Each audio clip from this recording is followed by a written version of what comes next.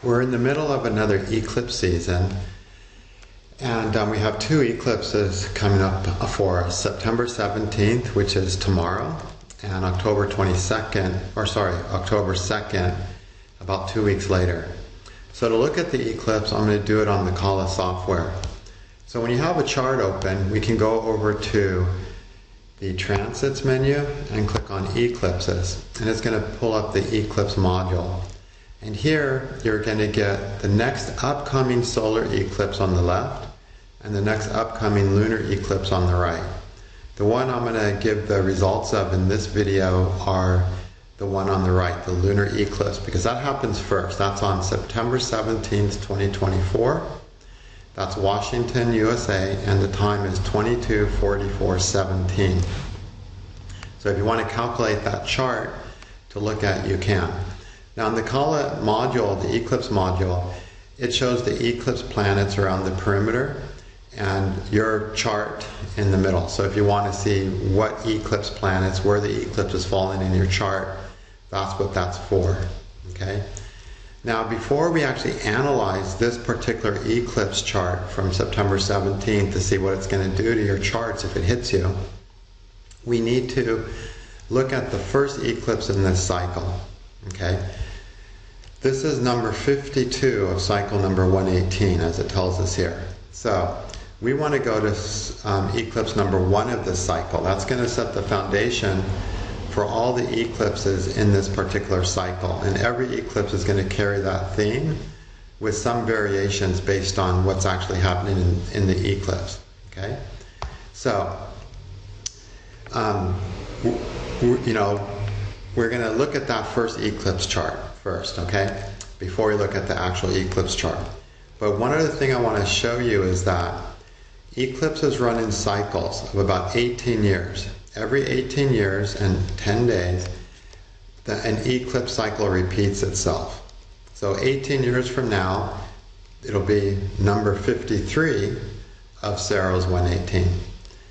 And always to help you grasp the feeling of an eclipse, it's always nice to go back to the previous time that eclipse happened. So I'm going to go back to that for your own reference. By clicking down here, I can click back one eclipse to September 7th, 2006.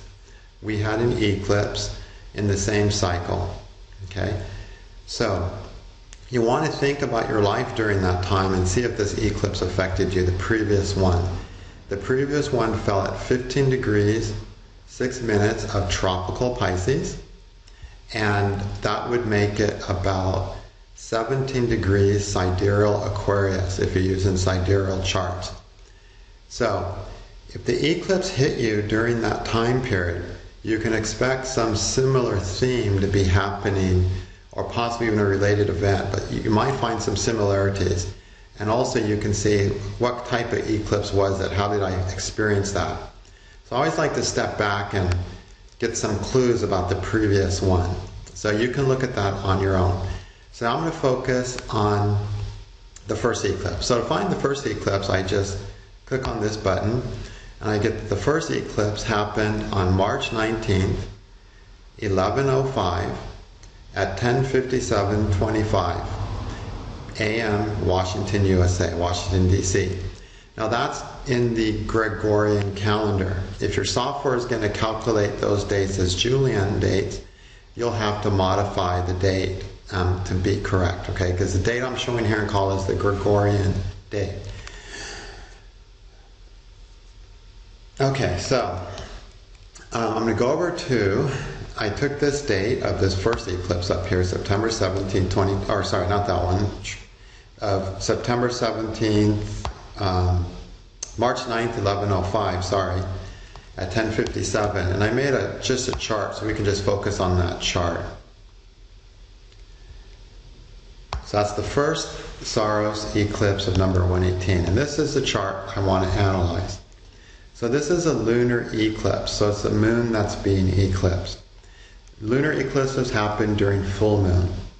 And full moons show when we have the fulfillment or the culmination of something, which means everything that's happening during a lunar eclipse, anything that a lunar eclipse triggers, is the result of previous actions coming to a point of fruition.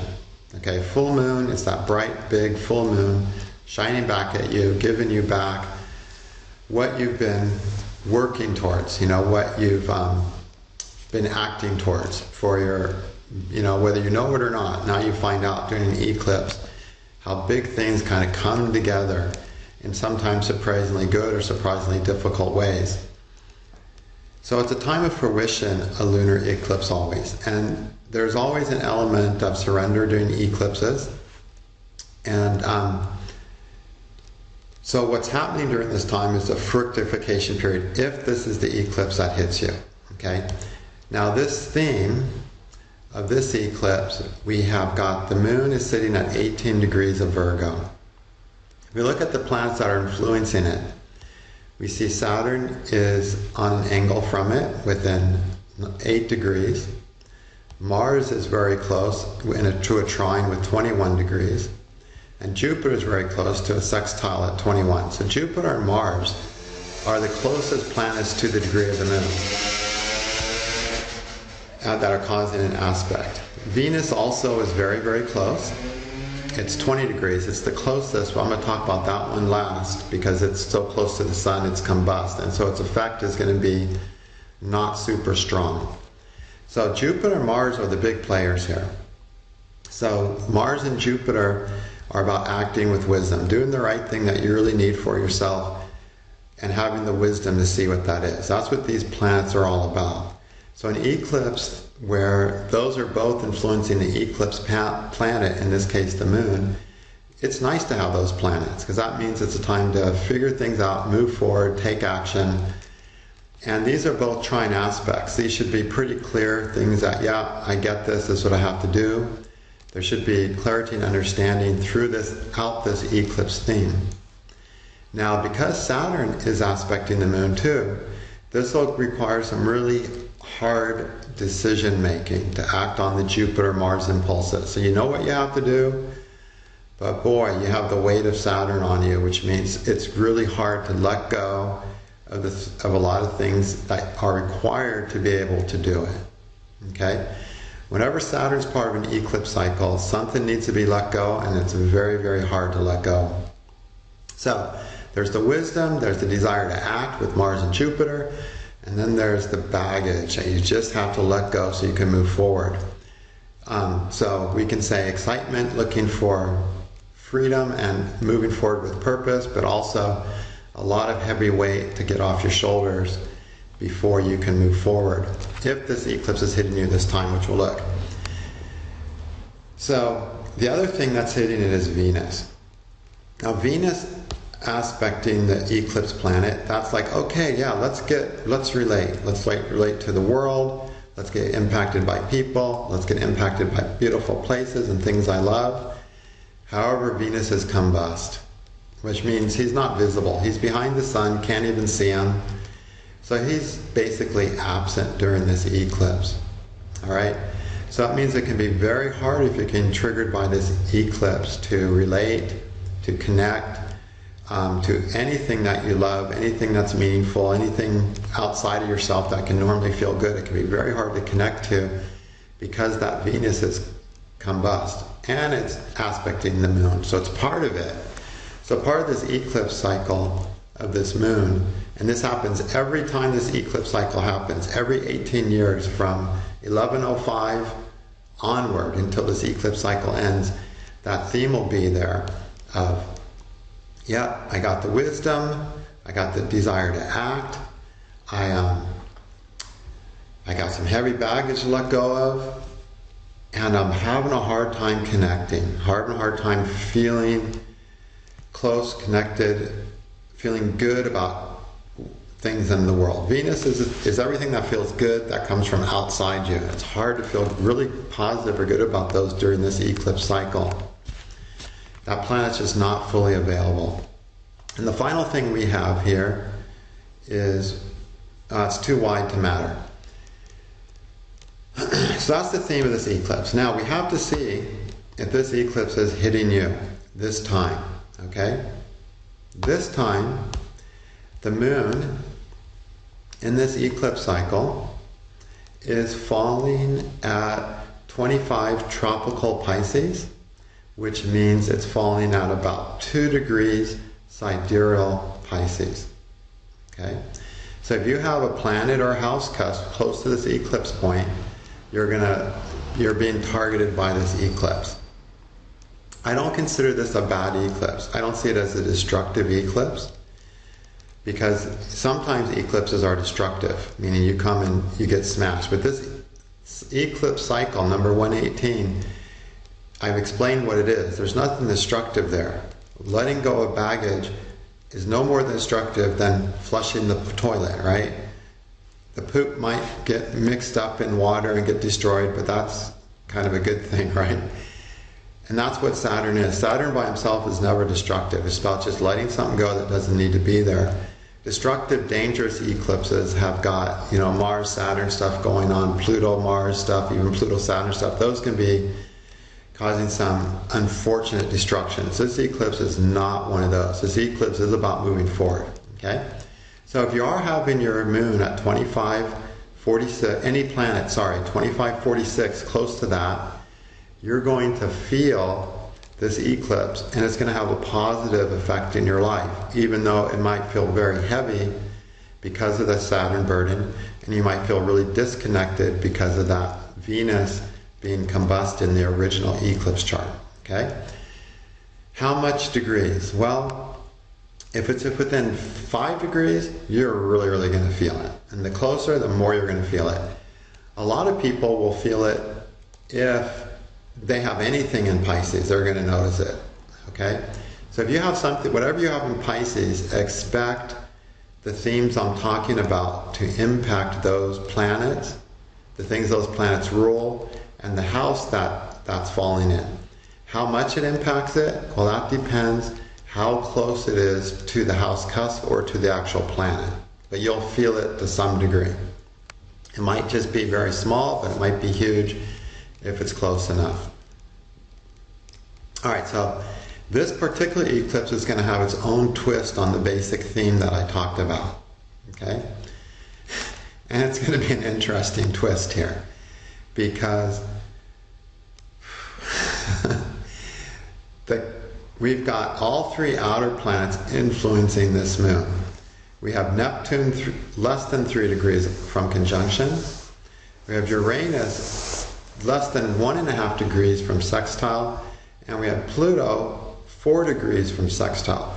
So we actually have all 3 outer planets aspecting each other. And they're all aspecting the eclipse planet moon, which means this is an outer planet galore when it comes to eclipse, which means you're going to be experiencing all of the outer planets, their blessings and cursings during this eclipse if this eclipse impacts you. This makes it a very, very intense and important eclipse, because it's the outer planets that create the more life-changing and globally changing things.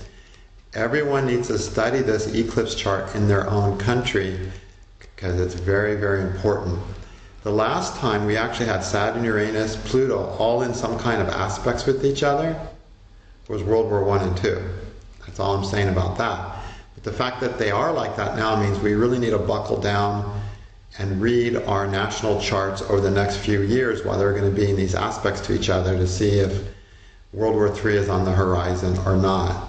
Okay, because when all 3 of these planets come together, you're dealing with the biggest changes in yourself and the biggest changes in the world. How those changes are going to happen, World War III, or is someone going to grow a brain? We'll have to find out by studying the charts. Hopefully someone will grow a brain who's in charge. Okay, let's get back to our lives, because who cares about the world, right? We have to if everyone does their own life well, the world will get better, one person at a time. So let's go through what these 3 outer planets are going to do to you during this eclipse if you're fortunate to have it. Okay? First of all, there's nothing bad about outer planets. They're all good. They all create growth, and growth hurts. Okay? So it could be a painful process, but it's going to be good overall. I'm first going to talk about Neptune, because it's actually in the eclipse sign. So it's really going to be the prominent outer planet we're going to feel. Neptune you can kind of relate to Neptune is if you know, say you give a 6-year-old a piece of clay and tell them to make something out of it. And they start making something out of that clay. And there's a point where they're starting to make it, and you can't really tell what it is yet, but you know they're making something. But there's no clarity in what the hell is this kid making. Well, when Neptune's involved, that's kind of what God is doing with our lives. Okay? He's making something of it, and you can kind of get a feel, is that a dinosaur head he's molding? Or no, it's an alligator head. Oh no, what is that? You know? There's kind of a feel, but there's not a clarity of what's really concrete yet. So with Neptune transits, we have to be patient and, you know, and suffer a lack of clarity. So whoever's getting by this eclipse is going to be wondering what is going on, okay? No one's going to be sure of anything if you're having an impact by this eclipse. Now this happens because it means your life is in a state of transformation. Just like that piece of clay that 6-year-old is molding, that clay is being transformed. It's being turned into something more beautiful than a lump of clay, but you just don't know what it is yet. That's essentially what's happening with this Neptune. Somehow it's going to be beneficial, and it's disconcerting to not know exactly how. The other thing we have going on is Pluto, okay? Now Pluto is a sextile, so it's a more gentle influence. And what the Pluto influence means to those getting hit by this eclipse is that there's going to be deep changes based on your paradigms. The way you think things should be or supposed to be or were are going to deeply change. So long-term patterns, long-term habits, long-term belief systems, long-term ideas, guiding principles, some in respect to the thing that the eclipse is hitting, that this moon is landing on in your chart, that's going to change. And that's hard because the ego lives by those things. The ego feels good when it can be in a habitual place of I know what to expect because these are my ideas and my ideas work for me. The ego loves that. Okay? In fact, that's egocentric living, right? At its best. Pluto ain't going to have any part of that. It's going to break those things down, so the ego is going to be in a state of stress and anxiety, grasping at straws as those habits, lifestyles, ideas, ways of living, and even living circumstances start falling apart. So that can be intense. Now the good news is, because it's a sextile aspect, that's a gentle aspect. These are things that won't come as that much of a shock. It's like, yeah, I knew that, and it's getting validated and becoming more truthful. It won't just come out of the blue like, oh shit, where did this come from? You know, it'll be gentle and more supportive than it could be with Pluto. And it actually will be supportive. The things you have to shift, you'll be surprised that things will come in that actually say, yeah, just let it go. We agree. So you will find support, because this is what's called a secretly friendly aspect, which means there's support, there's friendship, there's things helping and encouragement, but you didn't know it was there until all of a sudden it shows up during this eclipse cycle. Now this, I'm a little behind on getting this video done because I have, because the eclipse unfortunately affects me. I'm not above eclipses, okay? As a result, I'm really far behind on getting this chart done. This eclipse cycle, the eclipse is on September 17th, but the effects of an eclipse cycle start the lunar month before, which is 28 days earlier. So these influences have been riding us for 28 days and will ride us for another 28 days. And so half of you are probably too insane by now to even think about watching a video on it. So I hope you can catch it when you crawl out of your new cocoon and say, yeah, that's what happened to me. Okay? So apology for making that late.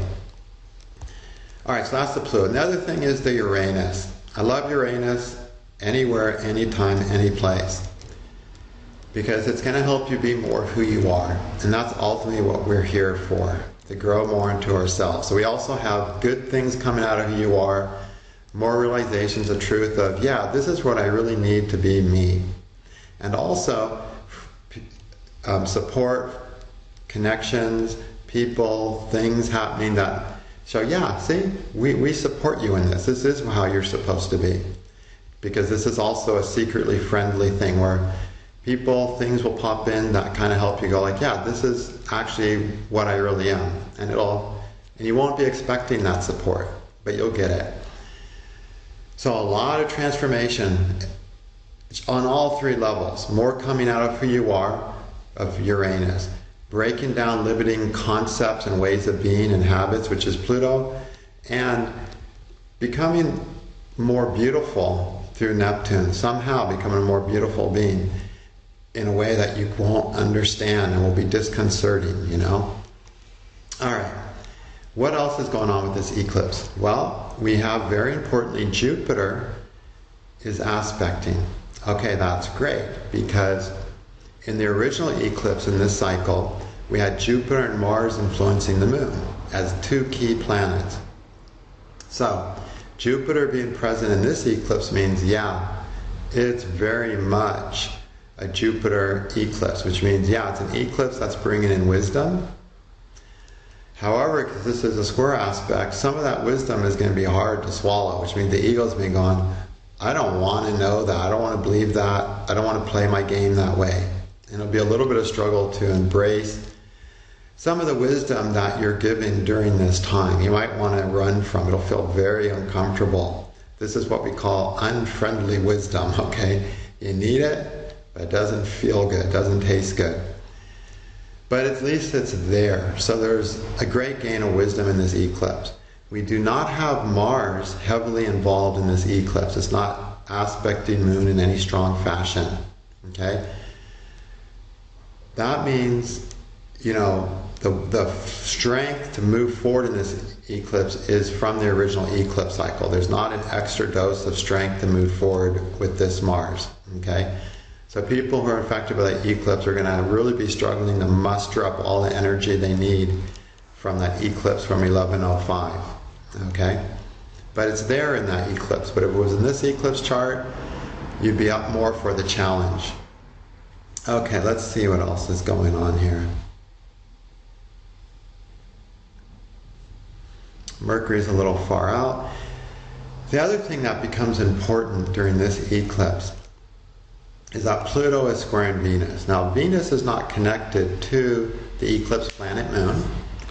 However, it is Pluto is sextiling Moon, and Pluto is squaring Venus. So Pluto's pulling Venus into the eclipse.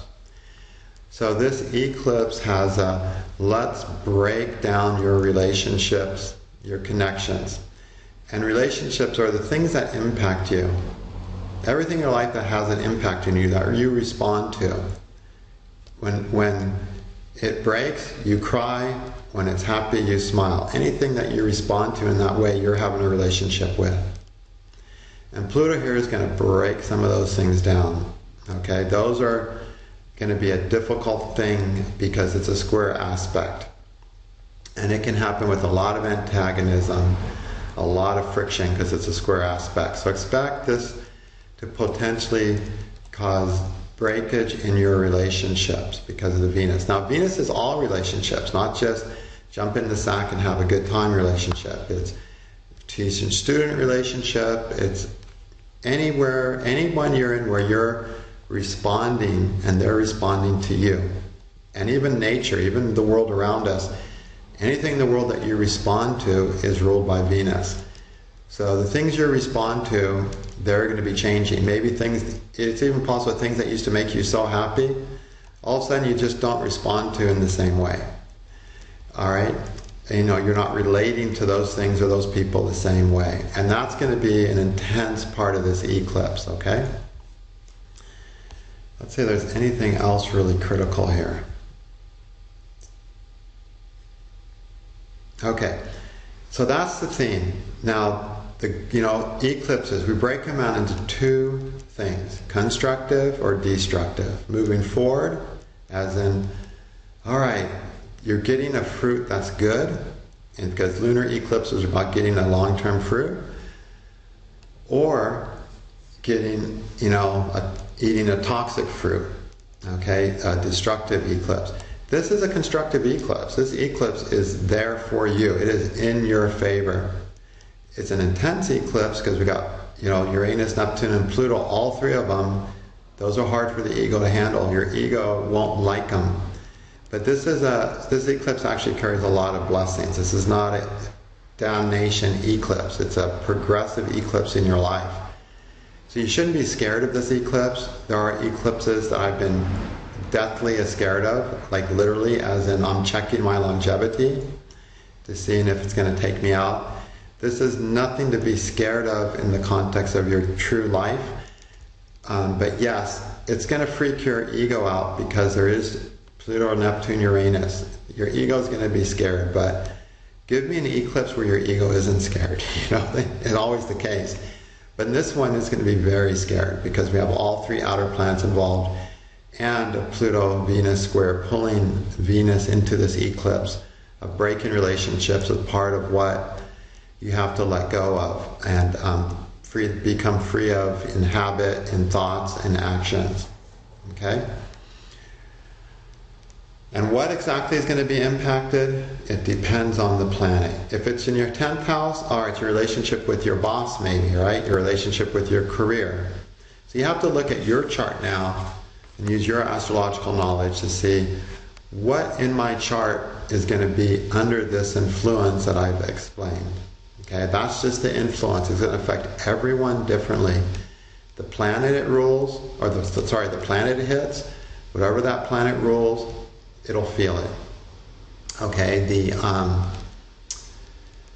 the house it's in, the house cusp it joins, it'll impact that dramatically. Okay. Now the last thing that's happening in this eclipse is we also have Saturn in the eclipse sign. It's far away, it's 10 degrees, but still, Saturn's in the eclipse sign, which means Saturn's getting eclipse too. So yeah, there's things to be let go during this eclipse. Things will be let go of that you don't want to let go of if this eclipse impacts you. And you're just going to have to let go of them because they're not good for you. They're limiting. Even though you might think this is all I want in life, or I've had this so long and how can I not have it? No. There'll be some things that this eclipse is going to take away from you. And if it does, realize it's only taking away what you don't need. This is not a destructive eclipse that's going to punish you and take something in your life that you need. It's only going to take what you need to let go of, that haven't been able to let go of. So it's your friend in that favor. It's like if you're constipated, you got to take some herbs, right? And that's what happens when Saturn's part of the eclipse, okay? Alright, so that's what we have for this eclipse. We have the solar eclipse 2 weeks later. You need to also watch the solar eclipse video because you need to see which eclipse is actually impacting you. If you think one eclipse is impacting you, but it's actually the other one, you're going to interpret it all wrong. Okay? Alright, thank you.